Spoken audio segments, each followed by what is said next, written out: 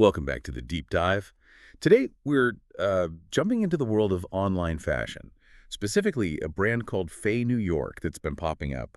And the big question we really need to tackle for you is, well, is it the real deal? Or is it maybe one of those slick-looking scams? Because, when you first land on their site, it looks impressive. It's very sleek. The photos look super professional. And they've got a ton of stuff for men and women. We're talking coats, sweaters, jeans, shoes, stylish blouses, jumpsuits, the works. It definitely gives off that major brand vibe. Yeah, and that polish, that aesthetic, that's exactly where we need to be careful. Our mission today is really to look past that glossy surface. We need to analyze the actual trust signals, the things that tell you if an online store is genuinely reliable, no matter how good the pictures look. Okay, let's dive in then. The sources point to a pretty big red flag right away. Transparency. Or, well, the lack of it. Why does that matter so much?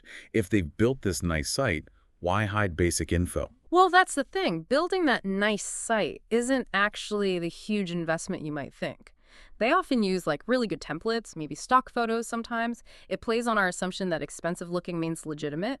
But real, accountable brands, they're usually pretty open about, say, who owns the business, where they're actually based, a real address, and crucially, how you can contact customer service easily. And with Fay New York, what did the sources say? That kind of essential background info is described as a missing or very limited. It's almost like a digital storefront with nothing behind it. Looks solid from the street, but step inside and it's empty. If they're not upfront about who they are or where they operate from, it basically means if your order goes wrong, well, good luck holding them accountable. You might have no real recourse. Okay. So a lack of transparency about the business itself, that getting to customer feedback too. You'd think a brand with such a wide variety of styles, as the source puts it, would have people talking about it somewhere online. Reviews, social media buzz, Yeah. something. Exactly. And that silence, that's another huge warning sign. It's not just about finding bad reviews, although that would be telling too.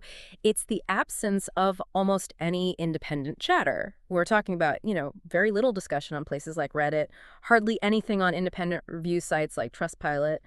And often a really key one, you might see an Instagram page, but the comments section is dead. No real questions about sizing or shipping or anything organic like that. So they might have the social media page up, but it's just pictures. No real engagement happening underneath. Precisely. If loads of people were actually buying these clothes, you'd expect to see some online footprint, questions, complaints, maybe even some happy customers sharing finds. This kind of quiet strongly suggests they either haven't been around long or haven't done much real business. These operations can be, well, temporary. Pop up, make some quick sales, then vanish before too much negative feedback accumulates publicly. Right. So putting it all together for you listening. Yeah. What's the verdict? It seems like we have this split picture. The website looks professional, looks trustworthy even, but the missing company details and the almost complete lack of genuine external customer proof, that makes shopping there seem pretty risky. The advice here really has to be proceed with extreme caution, maybe even just don't.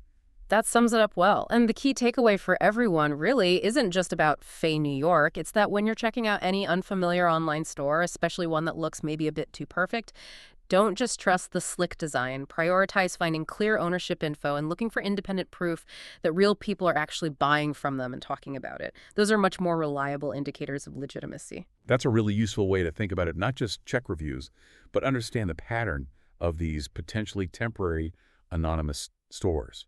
So here's something to mull over. How much external social proof, that real-world buzz, do you personally need before you feel comfortable hitting purchase on a beautifully designed site that deep down feels kind of anonymous? Worth considering next time you're browsing online.